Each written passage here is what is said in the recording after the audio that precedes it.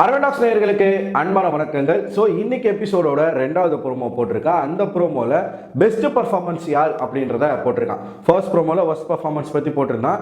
ரெண்டாவது ப்ரோமோவில் பெஸ்ட் பர்ஃபார்மர்லாம் யார் அப்படிங்கிறத போட்டிருக்கான். ஸோ இன்னைக்கு கண்டென்ட் கிடையாது அப்படிங்கிறது தான் சிம்பாலிக்காக காட்டுறாங்க. ஏன்னா ப்ரோமோவே கண்டென்ட் இல்லாத ப்ரோமோ தான். ஒரே இடத்துல காட்டுறதை விட்டுட்டு அதிகே ரெண்டு ப்ரோமோவாக காட்டுறாங்க அப்படின்னா அப்பயே நம்ம புரிஞ்சுக்கணும். ஸோ இன்னைக்கு ஒன்றும் இல்லை. ஓகே, யார் ஒஸ்ட் பர்ஃபார்மராக இந்த வாரம் தேர்வு செய்யப்பட்டிருக்கா அப்படிங்கிறத நம்ம பார்த்தாச்சு. ஜாக்லின் மற்றும் சௌந்தர்யா அவங்களுக்கு உப்பு இல்லாத உணவு அப்படிங்கிறது பிக் பாஸ் கொடுத்துருக்கிறாரு. கொஞ்சம் சொரணை வரட்டும் அப்படிங்கிறதுக்காகத்தான், தெரியட்டும் எவ்வளவு கஷ்டமா இருக்கும், ஃபர்ஸ்ட் பர்ஃபார்மன்ஸ் வாங்கினா எவ்வளவு கஷ்டமா இருக்கும், இனிமேல் நம்ம என்ன பெஸ்ட்டாக பண்ணணும் அப்படின்றது அவங்களுக்கு தெரியணும் அப்படிங்கிறதுக்காக. ஏன்னா ரெண்டு பேருமே ஸ்ட்ராங்கான ஒரு கண்டஸ்டன்ட், டாப் 5ல இருக்கக்கூடிய ஒரு கண்டஸ்டன்ட். ஸோ அவங்களோட கேம் திசை மாறுது, அதை ஒரு கரெக்ட் வேலை கொண்டு போகணும் அப்படிங்கிறதுக்காகத்தான் இதை பண்றாங்க. சரிங்களா? அது ஒரு பக்கம் இருக்கு. பெஸ்ட் பர்ஃபார்மன்ஸ் யாரு அப்படிங்கிறத செலக்ட் பண்ணணும். அது ஏஞ்சல்ஸ்ல இருந்து 2 பேர், டெவில்ஸ்ல இருந்து 2 பேர் அப்படிங்கிறத செலக்ட் பண்ணணும். ஸோ ஆப்வியஸா டெவில்ஸ்ல இருந்து செலக்ட் பண்றாங்க அப்படின்னும் போது எந்த டெவில் பெஸ்டா டெவிலா இருந்தாங்களோ அவங்கள தான் செலக்ட் பண்ணணும். எந்த ஏஞ்சல் பெஸ்டா ஏஞ்சலா இருந்தாங்களோ, எவ்வளவுதான் கஷ்டங்கள் வந்தாலும் அந்த ஏஞ்சல் நிலையில இருந்து வெளியில வராம இருந்தது யாரு, இதன் அடிப்படையில் தான் செலக்ட் பண்றாங்க. ஸோ இந்த டாஸ்கை பிக் பாஸ் எப்படி விரும்புறாரு அப்படின்னா, டெவில்னா டெவிலா விளையாடணும் அப்படிங்கிறது தான் விரும்புறாரு போல. நீங்க எந்த எக்ஸ்ட்ரீம் வேணாலும் போகலாம், அது உங்களுடைய விருப்பம். ஆனா அது தப்பா போனாலும் சரி, கரெக்டா போனாலும் சரி, அது உங்களை சாரும். நாங்க அதுல எந்த ஒரு இன்வால்மெண்ட்டும் எங்களுக்கு கிடையாது அப்படிங்கிறத பிக் பாஸே சொல்றாப்ல. ஸோ இப்போ நீங்க பார்த்துக்கிட்டீங்க அப்படின்னா 4 பேரை செலக்ட் பண்றாங்க. அந்த 4 பேர் யாரு? ஏஞ்சல்ஸ்ல இருந்து 2 பேர் ஒன்னு பவித்ரா, இன்னொன்னு ரஞ்சித் அவர்கள். டெவில்ஸ்ல இருந்து 2 பேர் மஞ்சரி மற்றும் தீபக். மஞ்சரிக்கு ஏற்கனவே நாமினேஷன் ஃப்ரீ பாஸ் இருக்கே, ஏன் மஞ்சரி செலக்ட் பண்றாங்க அப்படின்னு பார்த்தீங்கன்னா, டெவில்ஸ்னு வரும்போது உச்சக்கட்ட வன்முறையை கையில் எடுத்தது மஞ்சரி அவர்கள்.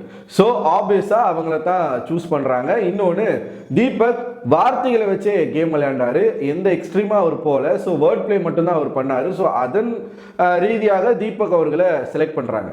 இந்த சைடு பவித்ரா என்னதான் 10 முட்டை அவங்க மூஞ்சில தேய்ச்சாலும், 10 முட்டை மூஞ்சில தேய்க்கல, சாப்பிட சொன்னாங்க, சாப்பிட்டாலும் மூஞ்சில முட்டையை போட்டு தேய்ச்சாலும் எவ்வளவோ அவங்கள டார்ச்சர் பண்ணாங்க. அப்படி இருந்தும் அவங்க ஏஞ்சல் நிலையில இருந்து கீழே வரல.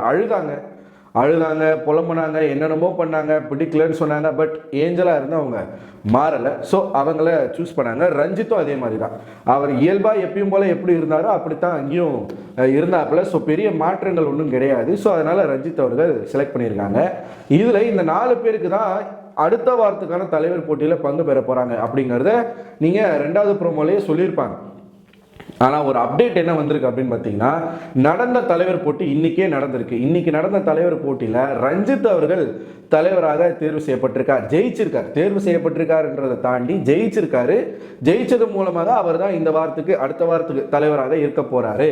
ஸோ முதல் முறையாக ரஞ்சித் அவர்களுடைய கேப்டன்சி இந்த வீடு பார்க்க போகுது. இப்போ மற்றவங்களை கம்பேர் பண்ணும்போது ரஞ்சித்துடைய கேப்டன்ஷிப் எப்படி இருக்கும்? ரஞ்சித் இயல்பாகவே ரொம்ப சாஃப்டாக இருக்காரு.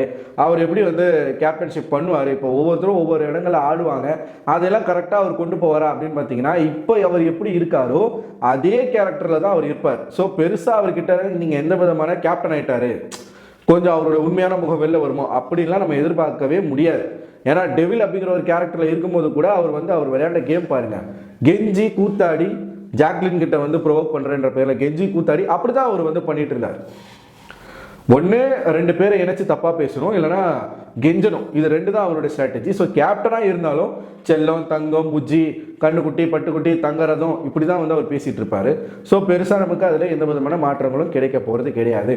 ஸோ இப்போதான் இந்த பெஸ்ட் பர்ஃபார்மர் யாரு, ஒஸ்ட் பர்ஃபார்மர் யாரு அப்படிங்கிறத வீட்டுக்குள்ள சூஸ் பண்ணிக்கிட்டு இருக்காங்க. இதுக்குள்ள ஒரு காமெடியெலாம் நடந்துச்சு, அதை நான் உங்ககிட்ட தனியாக நான் ஷேர் பண்ணுறேன். ஸோ இப்போ இந்த வீடியோ பற்றின உங்களோட கருத்துக்கள், இந்த 4 பேரை சூஸ் பண்ணது வேலிடா அப்படின்னு நீங்கள் சொல்லுங்கள். என்னை பொறுத்த வரைக்கும் ஓகே, இந்த 4 பேர் ஓகே தான். ஸோ வேலிடான பர்சன்ஸ் தான் சூஸ் பண்ணியிருக்காங்க. உங்களுக்கு இவங்க வேண்டாம், இவங்களுக்கு பதிலாக இன்னொரு ஆளை சூஸ் பண்ணியிருக்கலாம் அப்படின்னு எதனா மாற்று கருத்து இருந்தாலும் கமெண்ட் பாக்ஸில் கமெண்ட் பண்ணுங்கள். ரஞ்சித் அவர்கள் இந்த வாரத்துக்கான தலைவராக தேர்வு செய்யப்பட்டிருக்கார், ஜெயிச்சிருக்காரு. ஸோ அதை பற்றி நீங்கள் என்ன நினைக்கிறீங்க? அவரோட கேப்டன்ஷிப் எப்படி இருக்கும்? உங்களோட கருத்து என்னவோ அதை கமெண்ட் பாக்ஸில் கமெண்ட் பண்ணுங்கள். இந்த வீடியோ உங்களுக்கு பிடிச்சிருந்தா மறக்காம லைக் பண்ணிடுங்க. சப்ஸ்கிரைப் பண்ணலனாலும் பரவாயில்ல, லைக் பண்ணிட்டு பாருங்க. ஸோ உங்களோட நண்பர்களுக்கும் ஷேர் பண்ணுங்க. அடுத்த ஒரு வீடியோவில் உங்களுடன் சந்திக்கிறேன். அதுவரை உங்களிடமிருந்து விடைபெறுவது நான் அரவிந்தன்.